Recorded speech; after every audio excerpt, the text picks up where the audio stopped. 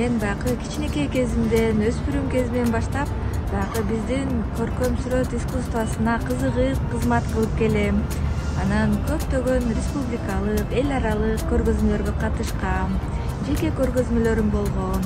Ошо акыркысы баягы көркөм искусствосунун бешиги болгон Париж шаарында өткөн. Бул нерсе менен абдан сыймыктанам жана ошол учурда ошондой маалдарда мындай ой келген да, баягы биздин искусство, биздин баягы сүрөтчүлөр элге жакын болсо, анан элдер да өздөрүнүн сунушун айтып, мындай тыгыз кызматташсак деп, анан ошол ойлорду багып келип, анан ушундай бир идея пайда болду да, жоолуктарды жаратсам деген. Анткени бул жоолуктар жөн эле жоолук болбостон, баягы ичинде өзүнүн ою бар, өзүнүн тарыхы бар.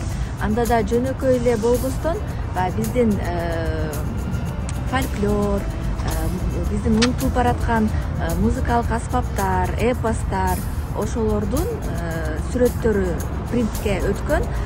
Анткени бул нерсе мага абдан жакын. Мен ошо чыгармам, менин чыгармачылыгым толук ошол темаларга арналган.